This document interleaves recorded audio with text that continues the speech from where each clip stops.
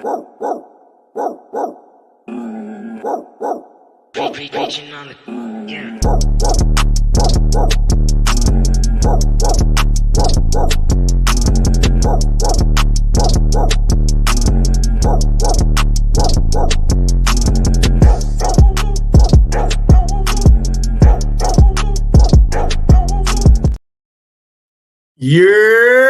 What is going on? What is good? It's your boy RumboyzRobbie, CEO of the Rumboyz Fantasy Network, marketing over at BigGuyFantasySports, along with my co-host, TDS Taco, ladies and gentlemen. Let's go. Give it up. Give it up. Your Knicks tip off today. How's things going? Hey, somebody didn't get up. The tip went off, but nobody got up. Well, luckily, you know, we're only one day through the week. We might as well count Tuesday, while we're live, as being done. So you get your Yankees to cheer for against my Dodgers. So that should be interesting. Ooh, that's going to be interesting. Absolutely, sexy. absolutely. We do have a action-packed, very informative show for you all tonight. There's some trade rumors going down. There's some things from last week that we got to go back and review. And there's some players that a lot of you are panicking on that I want you to be patient on. So we're going to talk about a lot tonight. But before we do, you are tuned in live to the Goal Line Goons live on Big Guy Fantasy Sports. Wait, let's point up there. There we go. And also live on the Rumboyz Fantasy Network. So make sure you guys check us out. Check out BigGuyFantasySports.com for all of your latest and greatest in fantasy football metrics, articles, consistency ratings, and much, much more. Hey, yo, Taco. Yeah. It has been one of those weeks. My big money fantasy football team is sitting at 5-2. Power rankings had us ending at 9. We are now number 2 in that league. Big ass trophies. It's gonna be looking like I'm wearing a midget on my necklace. How big that trophy is. That was a ludicrous reference. $3,000 on the line. So you know I want to do this the right way. Cheers to me. Cheers to you. All the Rum Boys and Big Guy Fantasy Sports crew. What it do, dilly. Arr. Man, it's been an up and down year for me. My biggest money team has been the worst start I've ever had. I'm 1-6. God damn. Injuries out the yin yang, but Mark Andrews came through last night, baby. You know, at least you're doing well in other leagues. Leafs said, oh yeah. What's up, you virgins? He has 2 kids. I call my girl the Mother Mary. Right. I'm dropping Leggett in my 14-man for Trey Palmer. Had enough of his shit. Leggett is droppable. Maybe not at 14-man, but Leggett is droppable in most formats. We are going to talk about all of that today. First, starting off the episode, we do have to get into the injuries, okay? There were some injuries this past week, some big injuries. Mike Evans with that hamstring, possibly not coming back till after the Bucks bye. I believe that bye is week 11. Chris Godwin likely to be out for the rest of the season, dislocated ankle. Jaden Daniels dealing with a rib injury. Anyone that's ever played football or, you know, played fantasy football, let alone long enough, with rib injuries, it's usually a week-to-week diagnosis unless some shit is seriously broken. The meme is going around about, oh, well, Jaden Daniels' mom said that he's fine. I'm caring more about the reports that are going to come from the organization. Likely what's going to happen in this scenario with Jaden Daniels is going to be a double up on the rib protector type of situation and then get your ass back out there and go and play. It's going to be up to Jaden how he reports throughout the rest of the week in practice. This is going to probably be a game time decision with Jaden Daniels going up against the Chicago Bears. If not, I don't advocate for handcuffing the quarterback position, but if you have been dependent upon Jaden Daniels, Marcus Mariota looked really good last week, so you can easily just lateral move that one. Brandon Ayuk unfortunately is going to be missing the rest of the season after getting that big payday to kind of start things off for the 2024 NFL season.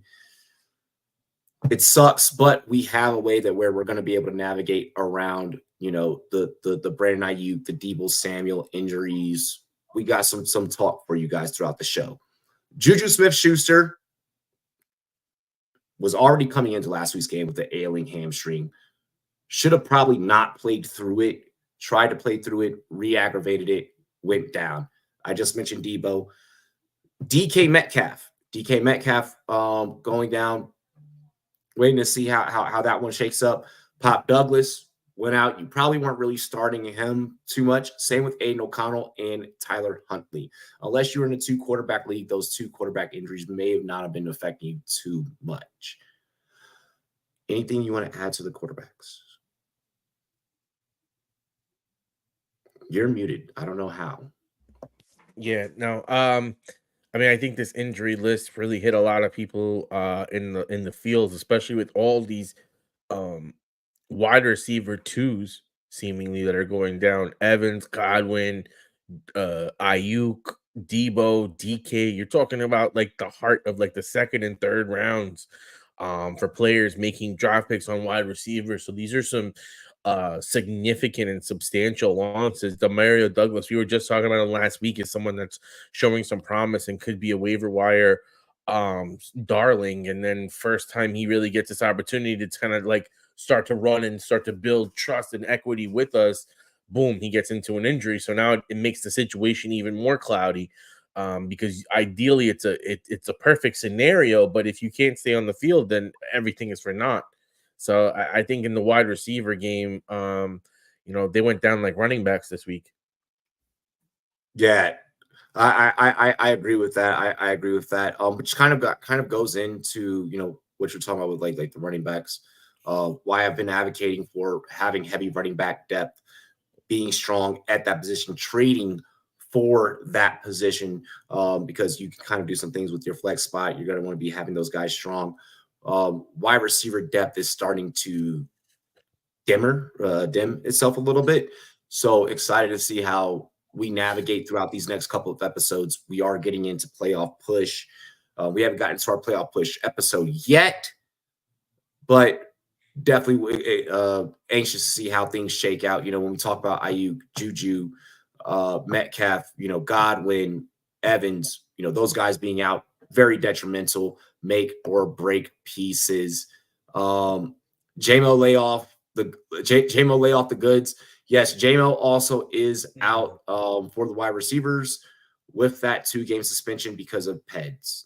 But Deebo survived a pneumonia episode. Yes, Deebo was escorted to the hospital and diagnosed with pneumonia. So we're hoping that he's good. It's sounding like the Panthers may be starting Bryce Young this week. They are likely to start Bryce Young this week with Andy Dalton and the family of Andy Dalton being involved in a car accident today. All parties are good. All parties are safe. So just as a precaution, they probably won't start Dalton. But what's more important is that Dalton's family and himself made it throughout through that car accident safely. He did get checked out by medical professionals today. Yeah, Douglas was sick, so Douglas will be starting. Douglas was interesting because we actually saw him getting an IV, getting a full-on IV on the sidelines. So Pop Douglas, an interesting one. Really quick for bye weeks, you want to go ahead and announce how many bye weeks we have, Taco? It's right there up on the screen. Everyone's on bye. No, we got no bye weeks this week. No bye weeks, which allows us to go into the quarterbacks. I'm going to let you tackle the quarterbacks. Go ahead, buddy. Oh, sure. I mean, looks like that we're going to get a return of no Guardian Cap Tua. My man has balls the size of King Kong. That's a crazy one. Russell Wilson, 14% rostered. He looked like a quarterback that can understand how to move the ball downfield and unlock that Steelers offense that they actually started to score some points. Bo Nix in 23% of leagues. Obviously, we know he has that rushing appeal. Jamie Winston, 3% rostered. But let's face it, people. We know he's the number one quarterback on this list in our hearts. W's. That's what he puts up. W's. You hear what I mean? So I'm very excited to see him getting a shot to play out the rest of the year. We know that no one is going to take his spot for the most part. I don't foresee, at least for the next couple of games. He should get like 5-6 games, and then maybe at the end of the season, I think they have another quarterback. DTR. They have to have DTR. He's dealing with the finger. Yeah, so he maybe by the end of the season get a little bit of run just to see what they have. But at least for the foreseeable future, you could ride with Jamies, especially if you lost someone like Fields. I think that he'd be someone that's interesting to go back to. And Drake May, I brought him up last week as he's appealing. Last week he did put, even though the Patriots didn't look great, he put up 20 points in standard scoring. So that's something to keep an eye on. The kid has what they call fantasy appeal because of the rushing ability. And then I think the last one that you had mentioned there was Marcus Mariota, who is 0% rostered, and rightfully so. But if you are in a league, especially in a super flex league, and you're down Jaden Daniels, I think that's a nice lateral move that you can make. It looks like they're still going to use him in this rushing game. So it is an interesting streaming play if you are looking at a quarterback that's maybe hurt or not performing optimally. He is interesting, but again, this is going to be more of a Hail Mary type play. You just kind of be big brained with this kind of play. Yeah, absolutely. Even though we haven't gotten Jaden Daniels' diagnosis yet, or well, status. I don't want to say diagnosis because we had the diagnosis. The MRI came back negative, so he's good to go on the ribs, which leads me to believe that he is going to play. I don't mind going out there and grabbing Mariota.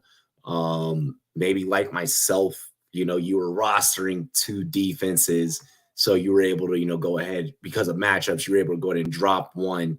Maybe you benched Minnesota in favor for Washington defense last week. You go ahead and drop Washington's defense, have Mariota in the background, ready to go, loaded up, ready to just snipe away. All right, Mariota, like I mentioned earlier with the injuries when we talked about Jaden Daniels, it looked very, very, very, very almost mirror images of the two. That Cliff Kingsbury system is probably one of the better systems out of the quarterbacks listed here that are not named Russell Wilson and Tua Tagovailoa that you could probably rely on from a fantasy standpoint. With Bo Nix, that rushing upside is definitely there. Homie went yard with the legs, and I'm enjoying that. Are you going to get that maybe every week? Maybe not. But also we need to factor in that Troy Franklin is slowly becoming a thing in that offense, which we're going to touch on a little bit more. And Taco just said he gave you all the takes about Jameis, about famous Jameis. Let's see here. Desmond Ridder is going to save the season. Trust. Here's the thing with that. Here's the thing with that is that the report that I got today is that Ridder only just got brought up from Arizona's practice squad. It is going to be the guard Gardner Minshew, that is going to be getting the start for the Raiders. I have not gotten any other reports that dictate otherwise. I will say one last thing about Knicks is he's getting designed QB runs. This isn't just like he's like breaking out of the pocket and getting some extra yards. These are designed plays. Think of him like this is probably what he wanted at Taysom Hill. Sometimes I feel like when I watch what they try to do with him. So he's very interesting from a fantasy perspective and someone to keep an eye on, especially if you're with a quarterback that's kind of middling. Wild, but yes. Yeah, I mean, because the end of the season is what we're really looking for. And if he can build momentum and keep this going, he's going to push his way into some starting rosters in redraft single QBs. Because right now we have a lot of QBs that are not delivering. Do y'all think D-Hop will be traded before the deadline and where he might end up? I don't want to get into hypotheticals here. Make sure you guys also hit that like button. Subscribe to the channel if you're brand new. Raise hell, rel. I don't want to kind of get into hypotheticals of where he could end up.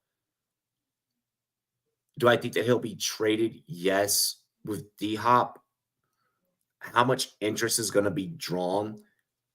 I don't think there's going to be very much interest. I don't think that the draft value, the compensation that the Titans could get is even worth us right now really entertaining on the podcast.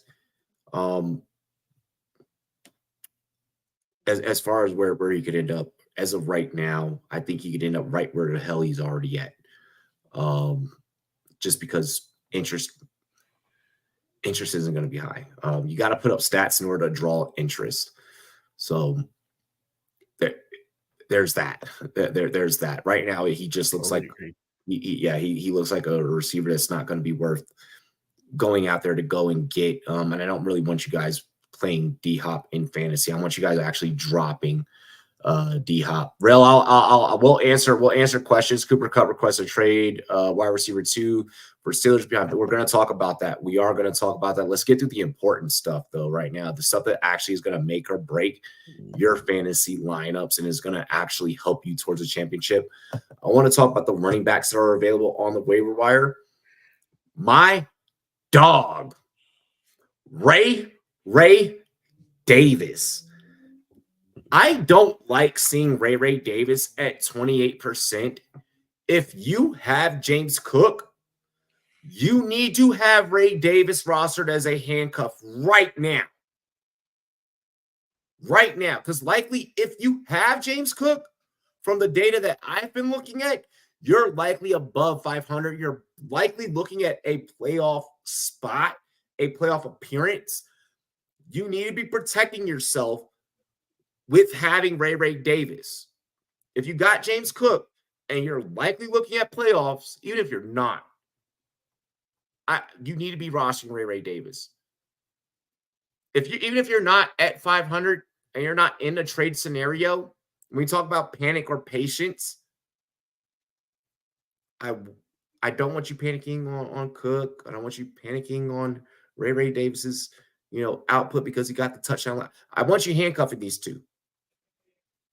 By next week, I better see Ray Davis way above 28% rostered. And I need that to be because you guys are going out there securing yourselves, looking for the playoff opportunity. If you got James Cook, even if you're losing and you got James Cook, you need to be trading these two to try and get yourself in the playoffs. Straight up. Keandre Miller, 11% rostered. Kamara just got a huge payday today. Kamara got what 22.5 million guaranteed. 22.5 million guaranteed. For the next 2 years. He did have a year left on that contract. This guarantees that Kamara is going to retire as a New Orleans Saints. I don't really care if you go and pick up Keandre Miller. To be honest, Keandre Miller is purely just in case Kamara gets packed up. I get that he went out and produced decently, but that's because this team has been playing behind. That's because the amount of injuries that are on the team. You're mainly picking up Keandre Miller, hoping that they utilize him in passing game situations, so on and so forth. You better be desperate grabbing Keandre. Alexander Madison finds himself just 3% above the threshold to make this show, but I didn't take that into too much account. I really do want you guys to go out there and get Madison. If you are in a severe need for a running back, or even if you are needing a depth piece and your depth pieces, aren't able to go for you out there. But luckily, not too many injuries happen at the running back position to where you shouldn't have to be worrying about that too much. Jalen Wright, I want this as a handcuff to a Chan. I understand, though, even if you have a Chan, not picking up right away, I advise that you should.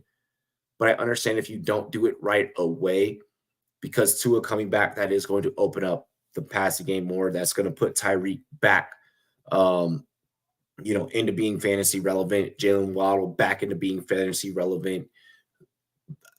Tua's return mainly affects Jonathan Smith in the passing game. But I think Achane still holds his value. So you may not, and because Achane's not going to have to shoulder as much as the workload, you may not have to worry about as much handcuffing Jalen Wright. All right. But I understand, and I do want you guys to be prepared for the worst. Tyler Goodson has clearly outworked Trey Sermon for that second role. We kind of figured that was going to happen. This is the only play that you have if JT is out, and if you're looking for a lateral move. I still think that there are other places that you can go and you can pivot, and I'm hoping that you have more depth. If you are a JT manager, maybe you have a Kareem Hunt or somebody on your bench that you could insert ahead. But if not, dire situations, Tyler Goodson would be the move to make because Trey Sermon ain't shit. How do you feel about the running backs there? I mean, I think you pretty much hit the nail on the head. If Alexander Madison is still available in your league, I think you need to be finding someone on your roster that you can drop for him, because more than likely you do have someone. This man is getting a significant amount of touches. He's getting goal line carries. He's getting catches. He may not be the most exciting player, but from a volume perspective, for that guy to be on your end of your bench, I challenge you to find a full rostered bench that you can't find a way to put Alexander Madison on. I really do challenge you, because his role on that offense is pretty much cemented. And at a running back position where there's consistent turnover and there's so much ambiguity on what roles are, I would like to have that guy on my roster, even if he ends up becoming someone that I use in a trade, like my guy plus Madison to upgrade, especially if he keeps to do this for a couple of weeks. I think it's just a good guy to keep on your team, all things considered. Yep. Luke Getsky's vanilla offense benefits Madison's run up the middle, passing the punt, no TDs scored, just field goals. It in a way, in a weird, fucked up way, it does. And also when we talk about the touchdowns, he's the one that's getting the touchdowns because Zamir White has been fool's gold. Yep. We're gonna get into wide receiver talk here in a minute. Stay tuned. We're actually about to get into that now. And if you're asking, should you drop D Hop for either of those, you should have been dropped D Hop. You should have been dropped D Hop. But in regards to for either one of these, I'll address that here in a moment, and you can take my takes and run with it that way. Blue Jays, boys, what's good? What's good, Blue Jays? I'm going to get to your question here in a minute. I want to get through these banners for the waiver wire before I get into, questions and everything. Wide receivers. Ricky Pearsall, 25% rostered at the given moment, which means that he is going to be available more time in about 75% of leagues. With Ayuk being out, this is a plug-and-play offense with Kyle Shanahan to where everyone can get some work. Everybody can be a superstar. So, obviously, Ricky Pearsall now gets elevated. I've saw some people talk about Jacob Counting, but I think they're just going to use him as a punt returner. Romeo Doubs, 63% rostered. I am understanding if you guys' approach to the Green Bay passing game is just trying to avoid it because you don't know if it's going to be a Reed week. You don't know if it's going to be a Dobbs week. You don't know if it's going to be a Wicks week. You don't know if it's going to be a Watson week. I am comfortable having Romeo Doubs in my roster because right now we don't have any bye weeks coming up, but bye weeks will be coming up. So you may be looking for a flex play. I am comfortable having Dobbs in my lineups 100%. At least on the roster in some shape, form, or fashion. Keon Coleman, 52% rostered. I feel like that's a little bit high for Keon, but I think the arrival of Amari Cooper helps Keon even more. What are your thoughts? I mean, truthfully, I thought, like, at least on the onset, that Keon Coleman would be one of the bigger losers in that Amari Cooper deal, because you still had Shakir, you had Kincaid, and that Cooper would now be taking this downfield vertical role, and that seemingly was the role that they were giving to Coleman. But what it looks like is just, talent is talent, and this kid is starting to build that connection and rapport.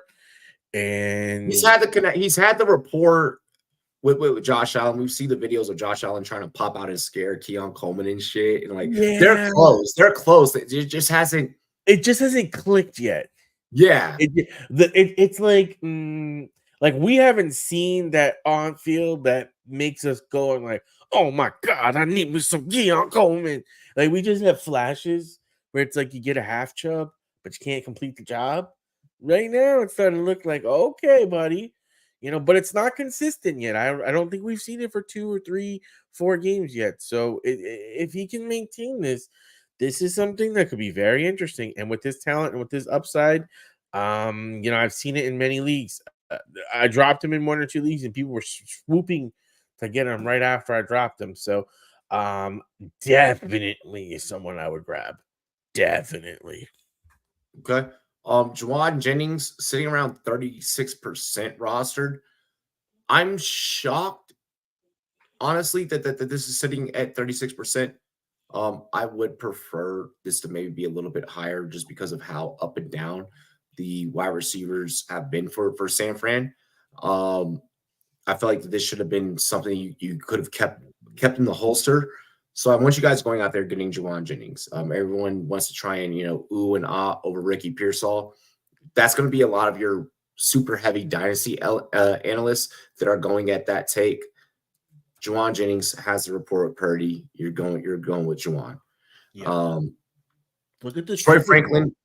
Yeah, Troy Franklin, 8% rostered. It looks like something is starting to build in terms of chemistry there in Denver between Bo Nix and Troy Franklin. Chemistry was already there, but play calling hasn't allowed it to fully go into fruition. So I think Troy Franklin is a guy that I want you guys to grab. With both Evans and Godwin out, Evans out to week 11, Godwin out probably rest of the season, I want you grabbing Jalen McMillan. This brings me to the question that we had in the chat from Rel earlier. Okay. Should he be dropping D-Hop for either Jennings or McMillan? I trust Jennings a little bit more because of the system and the connection, but I don't mind if you're not able to grab Jennings, grabbing a McMillan. Because the other thing with Jennings is you have both Debo and Ayuk who have the issues, and you have CMC who's down, and we know Kittle is someone who he may play, but he might be banged up, or you know what I mean. There's so many things with Kittle where it's like, okay, he's good, but he's hurt, or but there's this, or but he has to do blocking assignments. He has to do a lot of other different things. This sets up a huge volume. Like in my opinion. McMillan is nice, but Juwan Jennings is on better offense with a quarterback that would seemingly be able to get him the ball, in my eyes, more comfortably. Like if I'm sitting back and watching, I feel more comfortable with Purdy operating behind center than Baker. No disrespect, but just Purdy's becoming a fantasy beast, and we've seen what he's done with his targets. He's fantasy friendly. Yep. Leafs, I agree. I agree. The Cooper trade, when we look back, granted, it's only a week. When we look back, I do think the Cooper trade was better, but that's also, like you mentioned, opens up the other guys in the offense. And then also he was able to be cerebral enough to go out there and get a touchdown, help be a positive impact towards the team getting the win. And also he just fits that system a lot better. Traded Jacobs for DJ Moore plus a mid-round pick, 3 keepers. Need a wide receiver bad. Still have Kamara, Hunt, Pacheco, Hubbard, and Bigsby asked around. It's the best I could get. Okay, let's see here. So Jacobs plus DJ Moore. I actually feel like that plus the mid-round. I actually feel that this is fair. The depth that you have is really dependent on Pacheco coming back healthy. Kamara being able to outproduce the injury situation that he has to work against within his own organization, within his own team. Hubbard has made it clear that we're probably not going to see Jonathan Brooks this year. Excuse me. If we do, it'll be very, very at the tail end. Hubbard has locked down that role. Bigsby should not even be rostered. Bigsby needs to go. Bigsby's ass. Bigsby averages 2.3 yards per carry. You're not getting any fantasy points for 2.3 yards per carry. Bigsby just went off. In London. He only goes off in London. That's it. Bigsby does not go off stateside. Hold on. Bigsby is trash. There's enough data to support that he's basura. In week 5 versus Indiana, 13 rushes for 101 yards, 2 rushing touchdowns. Was that his 8.3 yards per carry? Yeah. Then he had the bad game versus Chicago. Then he had the 26 or 118. So 2 of his 3 last games have been pretty solid. And then the game before that versus Houston was 7 rushes for 90 yards, including a 40-yard rush. My man is heating up. I'm on the opposite side of the Tank Bigsby thing. I'm keeping Tank. No, I'm not keeping Tank. There's if anything, Tank is worth moving off your fucking roster quick as possible. Sell high as quick as you can. Sell high is another thing. But there should be no reason that Tank Bigsby should be on anyone's fucking roster for real. I don't care how I don't do the whole, oh, this player popped out for 1 week and now I need to go and get him. That's an overreaction, and I don't do that. But that's also why I win fantasy championships. I've had him on the team, so I actually had him in for those big games. So it's another thing. Sterling Shepard, Jalen McMillan, Trey Palmer. This trio is scary. It's just a younger version. I mean, aside from Shepard, obviously. I don't think that no one's forgotten that. I don't think that anyone's forgotten that Blue Jays. Everyone knows that Franklin and Knicks were together. Everyone knows that that's how they everyone knows that those two should be. What Datavian Wicks should be rostered. Here's the thing with the Packers. Okay. Here's the thing with the Packers is you don't know who's going to be wide receiver 1 that week. So I'm okay with completely advocating for folks to maybe fade on a week-to-week basis. I'm completely okay with that. Wicks has an issue with drops. Wicks can go off 1 week. Wicks can be dropped. So if you want to deal with that headache of, oh, I just, spent my waiver priority, or I just spent fab, depending on how your waivers are set, on Datavian Wicks, that is solely up to you if you want to deal with that headache. But if you do that, don't be surprised if, oh shit, last week he went off, this week he dudded. I feel like it's the same exact situation if you have Christian Watson. They're like the same. They're like lotto tickets, hit or miss. You're going to put them into your lineup. You're going to get some boom weeks. You're going to get some bust weeks. You really don't know what to expect. It's a very inconsistent ride because they play with a lot of good talent all around. So they can just hit the open man or just scheme out things based on game plan. Matt LaFleur has gone on record saying that he would never want, or for his system, that he does not want a just bona fide like wide receiver 1. Yeah. He wants a bunch of different guys that can go out there and do things, but that's because it makes their system unpredictable, and that's what makes the Packers successful. I have a Packers take that I'm going to drop later when we get into our overreactions at the end of the show. Robbie, I need to know what's good with Madison. Is he reliable? There's no such thing as a reliable Raider. Can't wait to watch the sperm. I'm dead. Griffin, what is good? What is good? I'm 1-5. Do I trade off my dynasty team? You don't trade off the whole team. Can we get some context as to what you may be looking to trade? You never trade away a whole team. Bigsby is a sell high, and he is a scrub. He's both. He's a sell high and he's a scrub. Robbie, you tripping on Bigsby? The man has more points this year than ETN, and he's still only RB 32. If I'm looking at the playoffs, I'm not wanting that. I want consistency. I don't want that 1 week. Remember, there's a transition that's occurring. Yeah, I want consistency. I don't have time to deal. I'm thinking about playoffs. I don't have bubbling. time. I'm thinking about playoffs. I'm not. I don't have ruminating. I don't have time for that. Smell the tank. Either you're going to give Tigsby either you're going to give Tank Bigsby the role, or you're not. That's true. That's true. But they're getting there. No, they're not. No, they're not. Titans, really quick. We're going to make this quick. Zach Ertz, 42% available. I've said this before with Zach Ertz. He needs to be rostered at the tight end position on fantasy lineups. He's pretty much remained a top 12 guy in that range between 1 and 12 all year. So I'm going to take that. That's safe consistency. Noah Fant has been coming along a little bit more lately.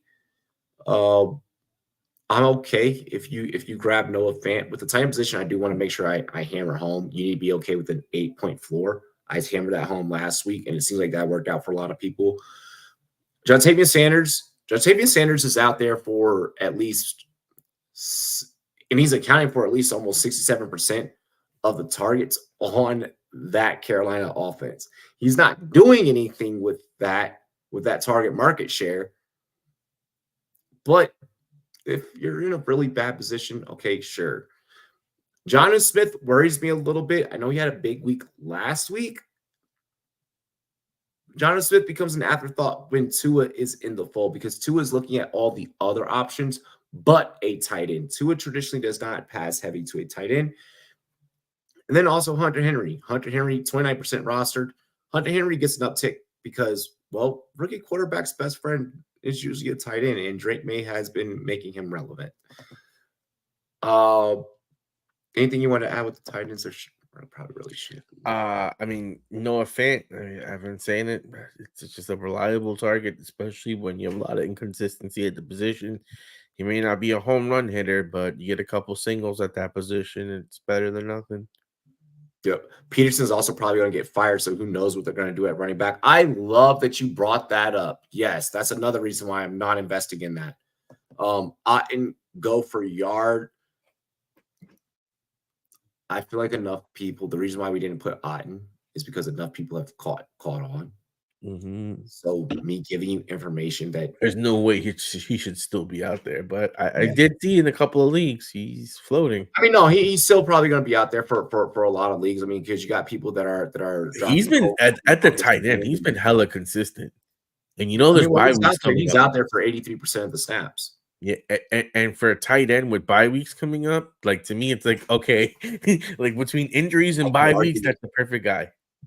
I can argue with you about your team because your team sucks, and I'm traditionally usually right. Come on, Aiden, me and you, we're the Jags guys. Go ahead, go ahead. I called that Zay Jones pop. I'm Tank Bigsby's trending. He's trending up, baby. Peterson's probably gonna get fired. At some point, they're gonna have to just make a decision. I mean, well, you guys also don't have a fan base to be able to really call for a firing because no one cares about you. Jesus Christ. Like no one cares about the Jags. So no, the Jags fans aren't chanting fire Dougie. Like it's not like they're this organization that has like a lineage of history to where like the fans are like that dedicated. They are the perfect organization for Trevor Lawrence. If that man would be doing this in New York or LA, oh my God. He'd be gone. Oh my God. He'd have mental issues by now. Me and Robbie are Texans guys. I do enjoy my Houston players. My team does suck. I'm the first to crucify players. Tank isn't one. Tank is definitely right, baby. One. We stand on this one. This is also coming from a guy that's like, everyone go and grab CEH. And then fucking we have Kareem Hunt out there taking over like who's that CEH? Aiden loves CEH. Oh yeah, that was true. I was about to say that one adios.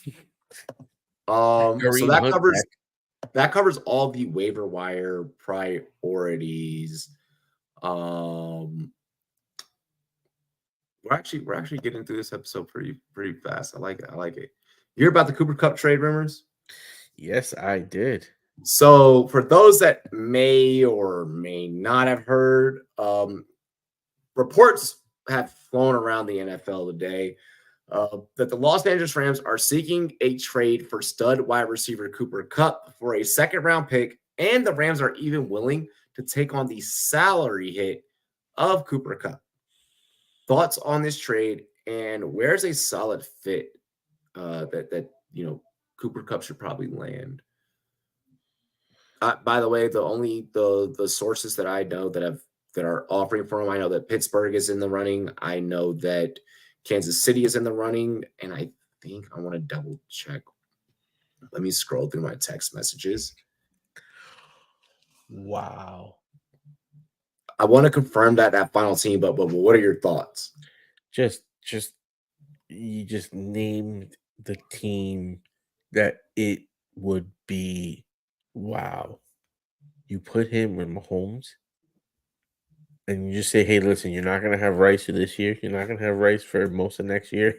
We don't know how long into next year you're going to have Rice between injury and suspension. That's someone that you're not going to see for a while. And where else are you going to replace this talent? Now, the kid, Worthy looks solid, but you still need that what Mr. Pickens like to call a slot merchant. That guy that you can go out there and can bank on them catches. And while Kelsey used to be someone that really was reliable like that at his advanced age and with him being the tight end, I don't know how much you want to really extend him like that before the playoffs. And during the playoffs, you're going to want to actually, pace him out. So I think adding a guy like Cup with a Kelsey to the Chiefs, ooh-wee, that's a perfect mix right there. If I'm the Chiefs, I'm looking at it like, we've already lost out on the Cooper sweepstakes. We lost out on the Devontae Adams sweepstakes. You probably weren't even realistically involved in the Devontae Adams sweepstakes. Yep. So I'm looking at those situations and I'm like, all right, we really need to make a play for this guy right here. Let's see here. Hold on. See, I had it earlier. Okay. So the Eagles are also a team that is listed as a potential destination. I don't think that one works out. Okay. That was reported about 5 hours ago.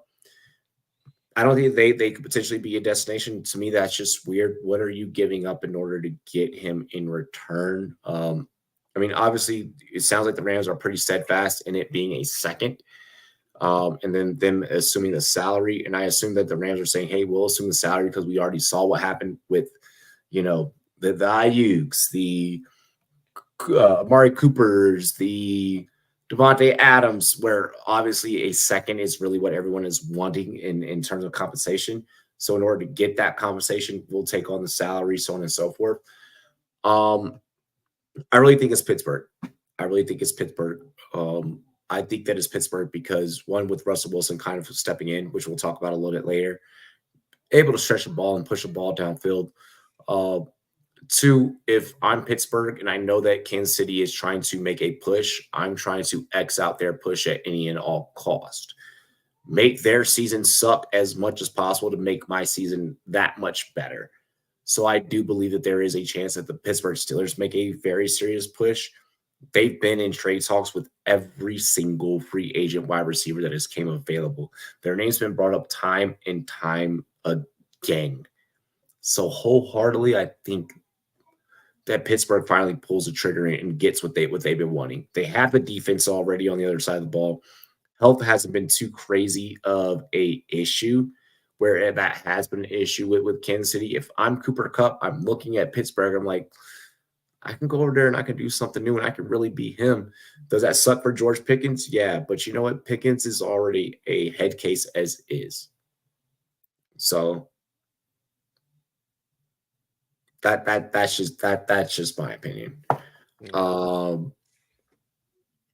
Let's see here. Cup to KC would be game over.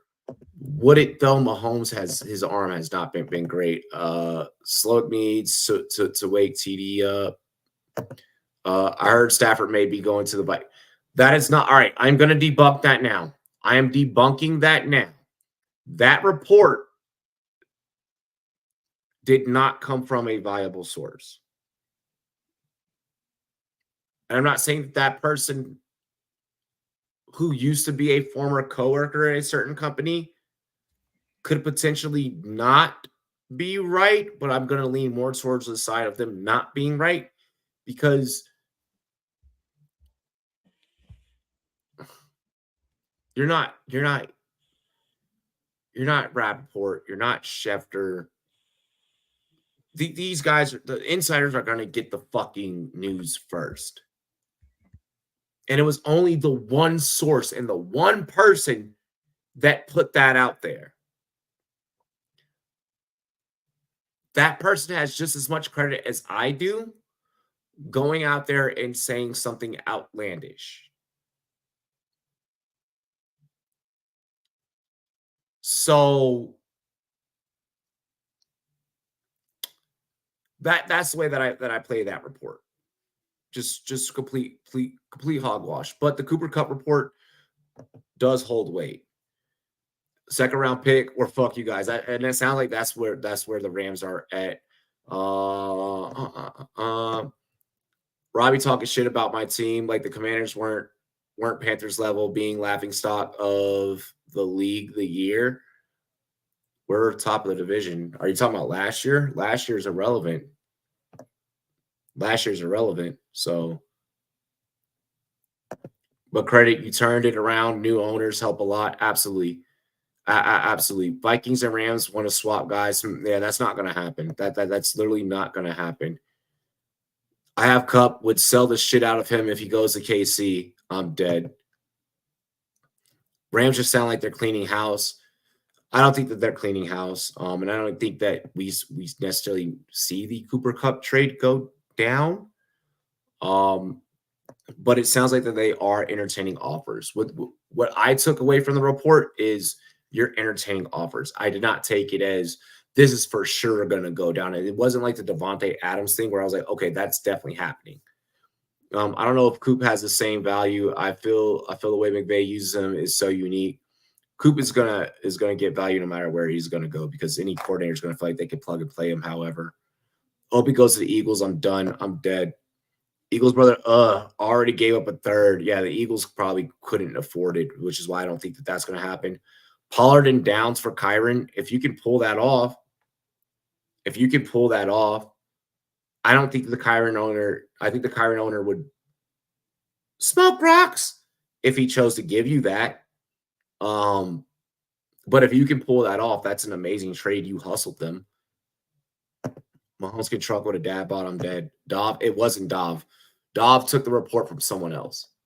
And I never worked with Dov, so we can't link those two. So yeah, anything else you want to add about Cooper Cup, bro?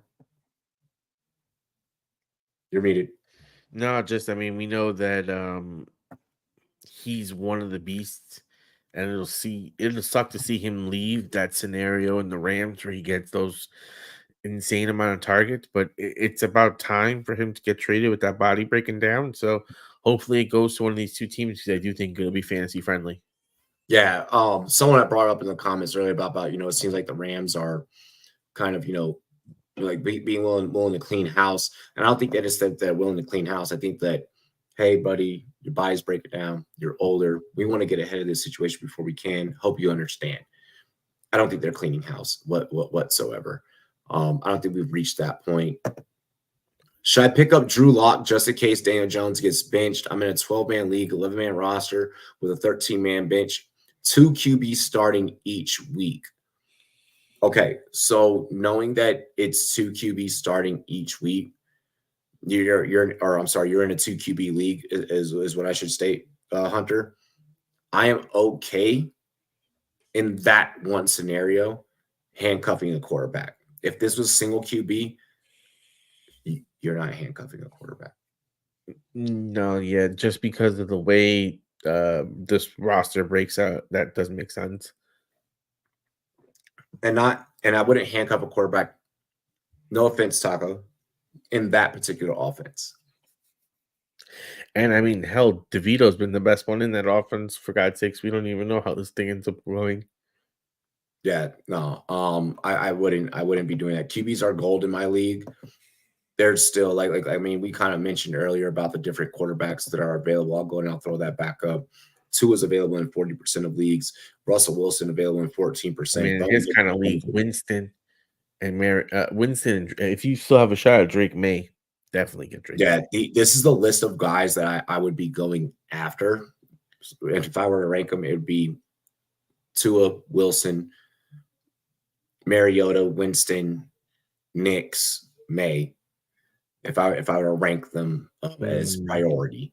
But no, you're not grabbing Drew Lock. 0 starting QBs available. Well, data shows otherwise. Then that's why I just put that up there. So take a look at that. I have Brissett and Willis on my bench for insurance. Those guys shouldn't probably be there for Well, I mean, his league with those rosters, he just might not have. yeah. Yeah. I mean, if you can drop either of those for Lock, like if Lock is your only option, sure. But if you have any of these other names available that I've just posted, this is where you need to be pivoting to avoid starting Drew Lock and possibly ending up with subpar points. These guys right here that I'm putting on the screen, this list will get you better than Drew Lock. And this list is encompassing single QB and 2 QB leagues. This data is built off of that. So someone's, could be available. I'm in a lot of 2 QB leagues as well. I'll tell you guys. So if he's the only option, then you have no other option. And then you literally have no option. Then there wouldn't be really a necessity of asking the question if that's your only option and you have to start 2 QBs. If that's what you're doing, then you're stuck. Unless, like I said, I mean, Gardner Minshew could also be available out there. I didn't have him on the list, but yeah. I guess I'm wondering if you guys think he gets benched. I don't think that Daniel Jones gets benched. 50-50. It'll eventually happen. Not yet, though. Locke can rap his ass off, though. I'm dead. What up, Rachel? What up? What's good? Much love. Thank you for joining in. Make sure you hit that like button if you have not already. Want to get into Russell Wilson. Russell Wilson looked damn good in his first start as a Pittsburgh Steeler. He definitely shut me up because I was talking cash shit.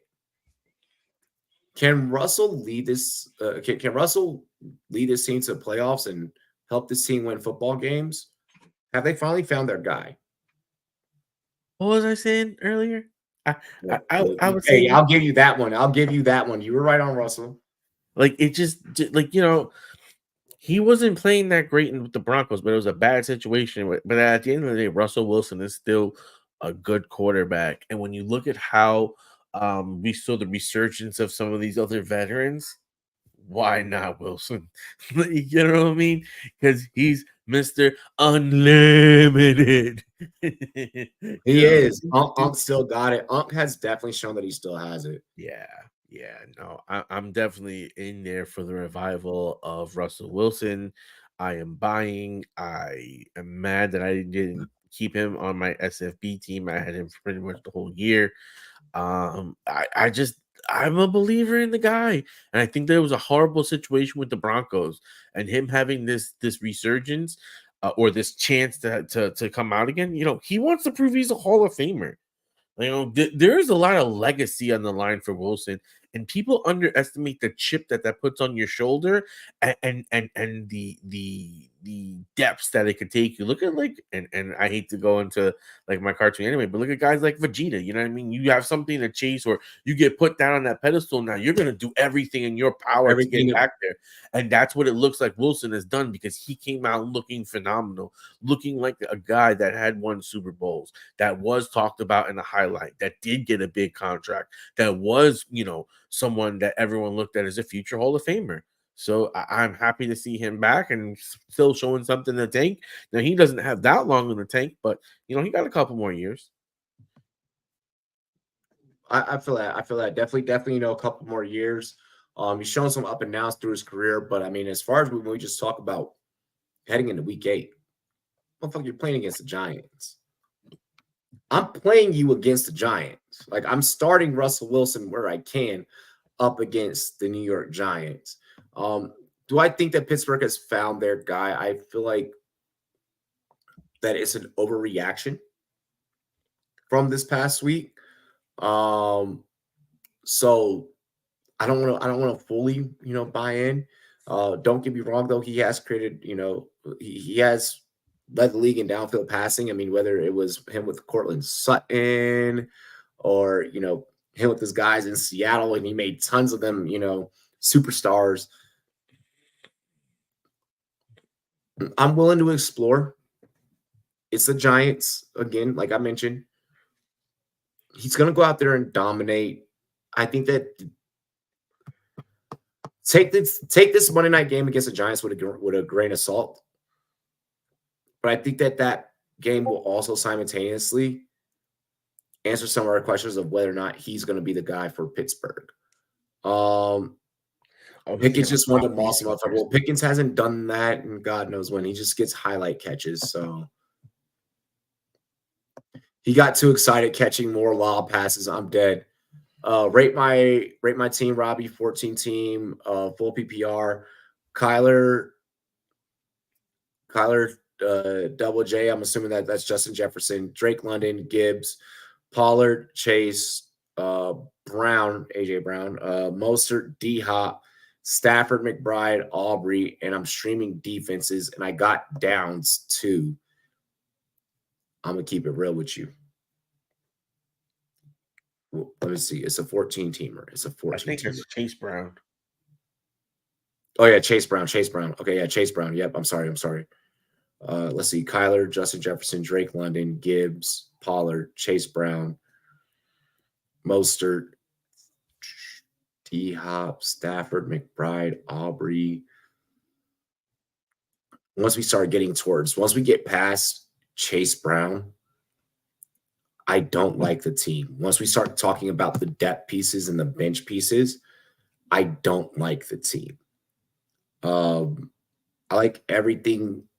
I like everything from Chase Brown and up that you listed, Rel. In terms of a rating, I do my grades on a 1 through 10 scale. I'd rate this a 6.5. The starting lineup is damn good, but if anything happens to any of those starters, you're screwed 6 different ways till Sunday. So that's what drops the rating is the bench. It's not the starting lineup. The starting lineup I like. The bench, oh gosh. I like how they are getting Darnell Washington involved. Dude is a unicorn like Gronk. Yeah, Darnell Washington getting involved. I wouldn't be shocked if that continues, that we may be bringing him up next week when we talk tight ends for the waiver wire part of this episode. BTJ or Marv in Dynasty. BTJ leads rookie wide receivers right now. Marv, he's gonna have to get things down pat with Kyler. That offense is not making him a priority. I almost want to go BTJ just because of what I've seen out of Marv through 7 games. But that's only looking at Marv through 7 games. I feel like the only way that you can justify Marv in this question here, Aiden, is, well, the future is bright.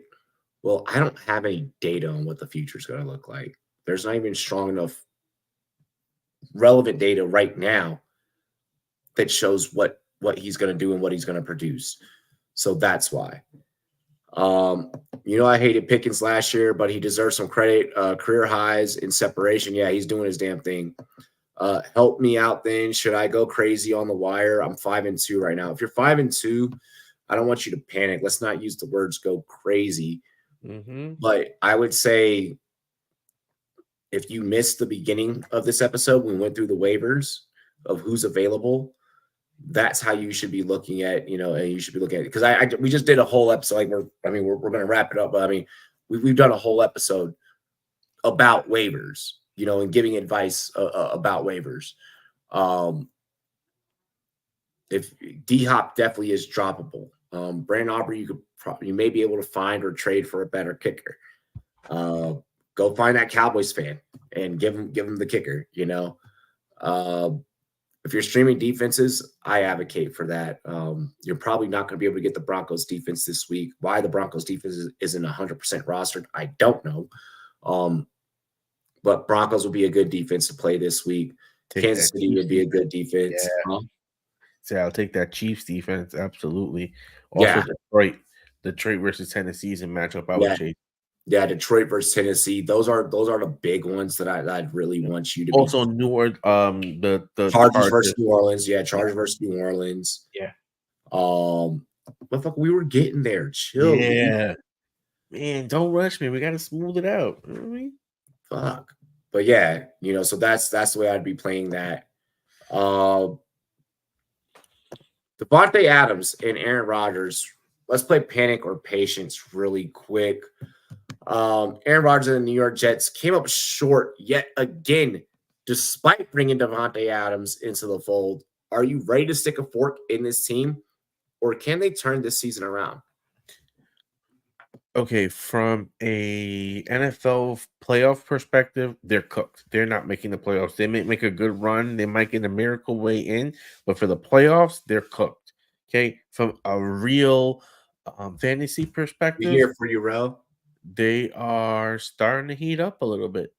Our key pieces from the Jets are starting to get some motion. We're starting to see some movement. We're starting to see Brees Hall start to play better. We're starting to see Wilson start to get more targets. I mean, ideally, we'd want Adams to be the complementary piece to Wilson, which is what, when the first trade happened, no one was thinking that was a possibility except for other for people that had Wilson in the back of their minds was like, well, what if this frees up Wilson and does what also Robbie says is gives him an opportunity to kind of become more of a better pro, learn some routes, be able to understand the way Rodgers thinks better. Like, nah, Rodgers likes this on these routes because blah blah blah blah blah blah. I don't know if that maybe in any kind of case helps, but I like it.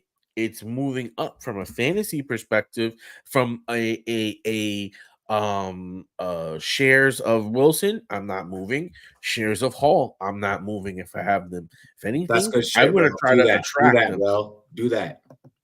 Oh, Keep going. Cameron Dicker won me the week last week. He fucking went off, baby. Yeah, he went off. Keep going though. I'm sorry. Waller, we're gonna get to in a second. Yeah, but I would in this case really be being patient with my Jets offensive pieces minus Lazard, who's still doing decent. So I guess you could include him as well. Conklin has been serviceable, especially for the tight end position. So on the offensive standpoint, I am standing the course. From a playoff perspective in the real life NFL, there's no way they make the playoffs after what happened. Yeah, I'm just not trusting the offensive play calling at the given moment, and it really doesn't come down to what the pieces that are on paper for me. This is just me thinking big brain football in general, and combining that with also my fantasy, prowess. And I'm not saying stick a fork in them. I feel like they're definitely startable for fantasy. Yeah, Brees Hall leading the team in targets. That's never good when the running back is fucking doing that. Except for Yeah, PPR. Jets O line is awful. Brees is going to be a beast in PPR. For me, fantasy football, still fire them up, still go out there and play them. I feel like every piece of this offense is playable. Um, from an NFL standpoint, Jets, you're going to find yourselves in a lot of positions where you're going to lose a lot of games very fucking close. The only thing that I can say positively about you guys right now is that thank you, Aaron Rodgers, for showing that you had some fucking accountability this morning on Aaron Rodgers Tuesdays. Because that was the first time that I heard you say, oh, it was me, it was me, it was me. But I think that the only reason why you can say that, Aaron, is because all the excuses that you try to point at everyone else for have finally been removed. Oh, we brought you Devontae Adams. Hey, we fired Salah. So now it's on you to go out there and win football games. So I think that a lot of this now relies on Aaron Rodgers. They surrounded you with the pieces. I get that offensive line may not be great. Bro eats his boogers. I'm dead. I get that offensive line may not be that great, but there's a lot of other quarterbacks in the league that don't have great offensive lines, but also don't have the pieces that you have. And they're out there, they're going out there and they're getting the job done. So I really don't have an excuse for the Jets. I have no excuse for the New York market. I understand why New York media is so pressed on y'all because y'all motherfuckers suck. And y'all aren't trying to do anything different. Even with Adams in the fold, when I watched that game, a lot of it kind of looked very the same. And that's just me being big, again, big brain football guy. That's what the fuck I do. I watch damn near 40, 60, anywhere between 40 to 60 hours plus worth of film in a week. And we're talking after Sundays are done. So I'm not necessarily a fan from an NFL standpoint. I do still trust these pieces in terms of fantasy football because they are going to go out there and they're going to try and see if they can get themselves back into playoff position. Rodgers did it a couple of years ago with Green Bay. All of a sudden, it was his last stint against Green Bay. And ended up coming up short. But I mean, could he go out there and get it done? Yeah, sure. Am I trusting it? No. Am I trusting it for fantasy? Yeah, they're going to play close games, so fuck it. So that's kind of my take on the Jets and just that whole situation. Y'all knew that we were going to review how that Devontae Adams picture looked. Let's go ahead. Let's get into pick up one, trade one, drop one. Who are you picking up? Who's on the trade radar for you? Who are you willing like move off your team in exchange for what? And then who are you dropping for that one pickup? I guess pick up, drop up, and then trade. Yeah. So I'm picking up Juwan Jennings. The opportunity there we went over it a million times. I'm gonna drop Zach Moss just because that situation looks completely. Yep. And then trade. I'm trading for Swift if I can still get him before he completely go over. I like that. My pickup one, I'm gonna hammer this home really, really again. I'm gonna throw out two names for you guys. Because one lesson is as a lesson I really want you guys to take away from tonight's episode. And the other one I just want you guys to be prepared for. If you have James Cook, you are adding Ray Davis. 11 fantasy points last week, depending on your league. And that was him being the 2. He's found the end zone last week. I want you guys to have Ray Davis if you have James Cook because I don't want you to be left holding the bag whenever it's all said and done. You want to get really quick. You want to give your overreaction and your prediction or your bold take for week 8. My bold take for week 8 is that we have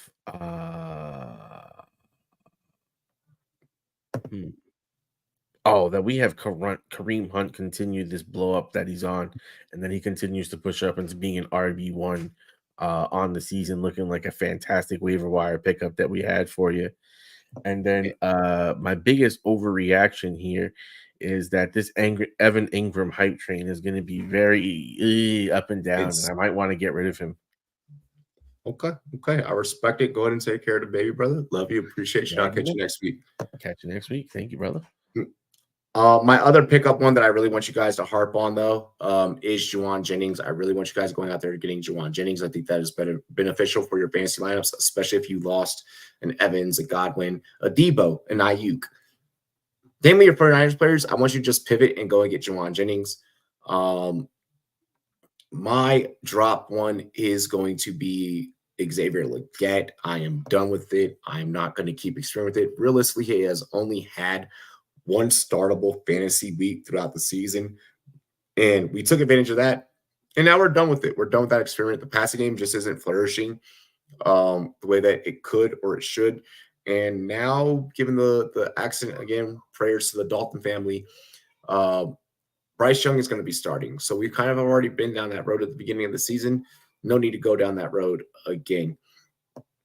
As for a trade one scenario, okay, I am okay if you are looking at moving your Packers receivers, if you're looking at moving a Jaden Reed, a Romeo Dobbs, so to speak, only due to the fact where you cannot predict who is going to be the one in that offense. So I'm understandable. I'm not personally doing it. I am understanding the philosophy behind wanting to do it. I am still hanging on to my Dobbs shares. I am still hanging on to my Reed shares. If the right offer comes across, then I will make the trade. But those are trade candidates only right now. There's just so much volatility in that passing game that I don't want to. I don't want to try and overcompensate or get too caught up. And because of the way that it happens week to week in that pass game, 1 week it could be Dobbs, 1 week it could be Reed. You could find yourself losing weeks because, oh shit, Reed didn't go off this week. Oh shit, Dobbs didn't go off this week. So I want to make sure that I preach caution there. My biggest overreaction from week 7. My biggest overreaction is the Pittsburgh Steelers. It is Russell Wilson. I want to see more. This very well could just be a case of Wilson going out there, being the veteran, and just being dominant. My bold take for week 8 is that Jordan Love ends as QB1 for this week. Jordan Love has been going out there balling. He's been fucking insane. He has been setting it on fire. And I'm going to keep riding the hot hand, especially because he has to play Jacksonville this week. Jordan Love, QB1 for week 8. Lock it in. Lions best team in the NFC, not the Commanders, and we're still top 5. Lions can be nasty all they want. That's fine. At the end of the day, where's your team? Where's y'all's ranked? Yeah. We know more than the NFC East. We know more than the NFC East. And we beast of the NFC East. And we're going to continue to feast. So that's my take on that one right there. Other than that, greatly appreciate y'all. I'll go ahead and I'll do like a little shot ski, like a small one though. Nothing too crazy. About to go have me some yakisoba. Bro, think he's tough ass, shiver me timbers. I'm just saying the Raiders ain't doing nothing right now. So I mean, you know, sometimes you gotta pop out a show. You know, I'm just saying. Other than that, you guys have been tuned in to the Goal Line Goons. Make sure that you like, make sure that you comment, make sure that you subscribe, make sure that you share the content. If you have not already, hit that like button on YouTube. The like button is probably the most important, next to obviously you guys sharing the content. Cheers to me. Cheers to you. All the Rum Boys and girls, what to do. I love you. I appreciate you. Go back and rewatch if you need any of the information that we pumped out over the last hour. All right. Thank you, Rel. Thank you. Thank you so much. Hey, we'll catch you tomorrow for the AMA. I'll also be live on TikTok middle of the day tomorrow after injury report fully closes. So I'll be able to get you all up to date on the latest and greatest in NFL injuries, start sits, practice, all that good stuff. Cheers to me, cheers to you, to the Rum Boys crew and the Big Guy Fantasy Sports crew. What it do? Arrgh. Love y'all. Holla at y'all tomorrow for the live stream. Let's get it.